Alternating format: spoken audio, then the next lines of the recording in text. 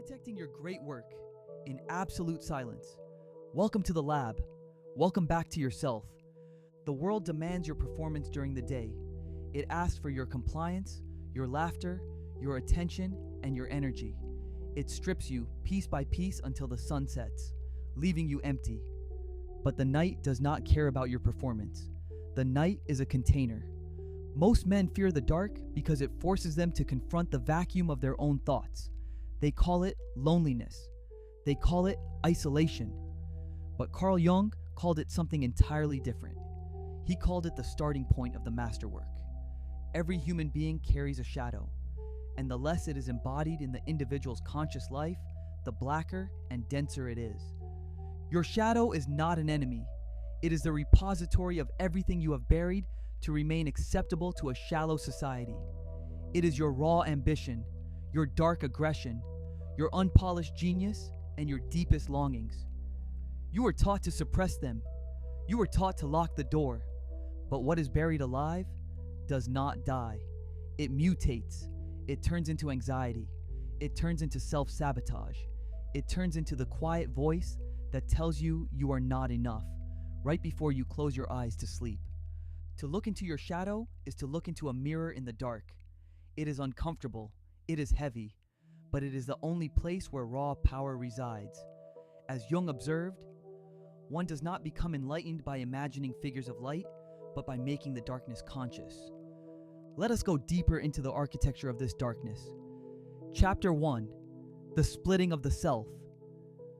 When you were a child, you were a complete being. You possessed both light and dark, curiosity and anger, vulnerability and a fierce, untamed drive. You did not apologize for your presence. You did not filter your power. But society cannot easily govern a complete individual.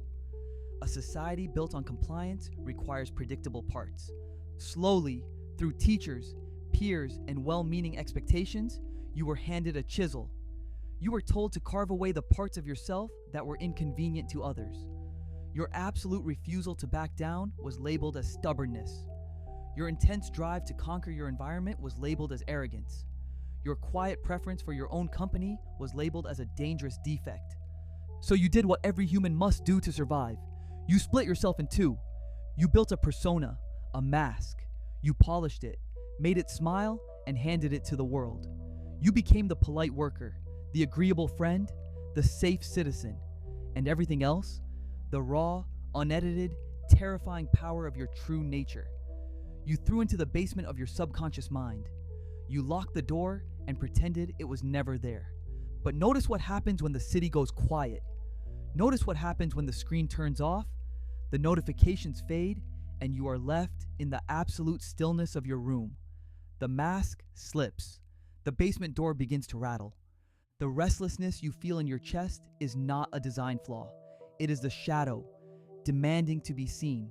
It is the unspent potential of a man who has traded his wild, magnificent genius for the safety of social approval. You cannot build a monument on a fractured foundation. To build the great work, you must first reclaim what you threw away. Chapter 2. The Price of Suppression. Many men believe that by ignoring their dark side, they are becoming good people. They mistake their weakness for morality.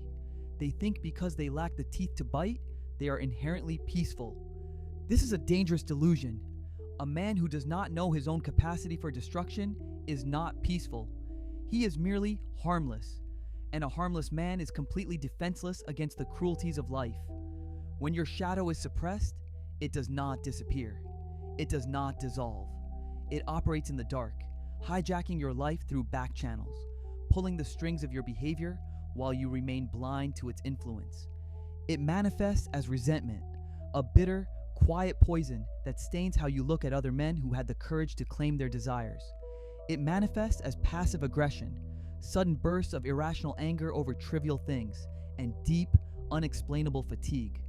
You are constantly exhausted because it takes an immense amount of psychological energy to hold that basement door shut against yourself day after day. Think of the goals you set, but mysteriously never achieved. Think of the boundaries you failed to defend when someone stepped across the line. Think of the times you allowed your precious energy to be consumed by people who did not respect your vision. That was your suppressed shadow, sabotaging your conscious mind because you refused to give it a seat at the table. To turn professional, to build an empire, a business, a masterful body, or a lasting legacy. You cannot afford to fight a civil war within your own mind. You need every ounce of your raw energy functioning as a single, unified weapon. You cannot conquer the world if you are constantly bleeding from self-inflicted wounds.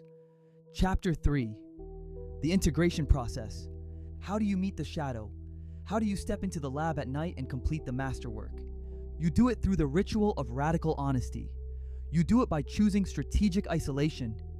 When you enter monk mode, when you pull back from the noise and the constant feedback loop of the crowd, you remove the audience. There is no one left to perform for. The mask becomes useless. You sit in the dark and you look at your darkest thoughts, not with shame or guilt or moral judgment, but with the cold, calculating eye of a master craftsman evaluating raw, unpolished stone. You must look at your anger, your failures, and your unspent potential. Ask yourself the heavy questions in the dead of night, when there is no one around to lie to. What am I truly angry about? What am I deeply jealous of? What are the massive, towering desires I am terrified to admit to the world because I fear failure? If you find a deep, burning aggression inside you, do not pray for it to leave. Do not try to medicate it away or pretend it belongs to someone else. That aggression is the raw fuel of your ambition. It is the exact energy required to wake up at 4 in the morning when your body begs for comfort. It is the primal energy required to stare down failure and keep building when everyone else tells you to quit. If you find a deep sense of vanity or pride, do not crush it. Turn it inward. Let it become an unshakable standard of personal excellence. Let it become a fierce refusal to produce garbage, an absolute refusal to live a mediocre, forgotten life. You take the wild, chaotic currents of your dark side and you run them through the turbine of conscious discipline. You don't let the shadow drive the car, but you absolutely lock it in the engine room. You take the aggression you were told to hide and you turn it into an unshakable work ethic. You take your isolation and you turn it into a fortress. Miyamoto Musashi wrote in the Book of Five Rings, "There is nothing outside of yourself that can ever enable you to better, stronger, richer, quicker, or smarter. Everything is within." Everything means everything. The light and the dark, the saint and the monster. Chapter 4. The Sovereign Mind. A man who has integrated his shadow becomes an entirely different species on the landscape of modern society. He is quiet, but he is dangerous. He is calm, but his presence carries immense weight. He no longer seeks validation from the crowd because he has already faced the most terrifying entity in his existence, his own darkness, and he did not blink. He does not need the world to tell him who he is because he has already mapped his own depths. When you know exactly what you are capable of, the opinions of small minds lose all power over you. You become immune to their petty criticism and completely indifferent to their superficial praise. You move through the world with a deep, grounding autonomy.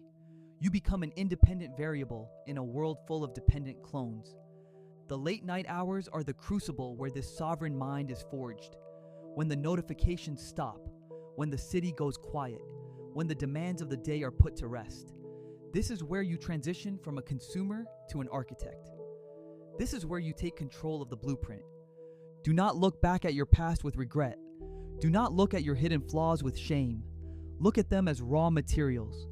The grandest cathedrals are built from stone, pulled from the deepest, darkest quarries in the earth.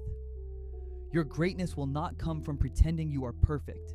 It will come from having the courage to integrate your darkness into a unified, powerful truth. The night is ending.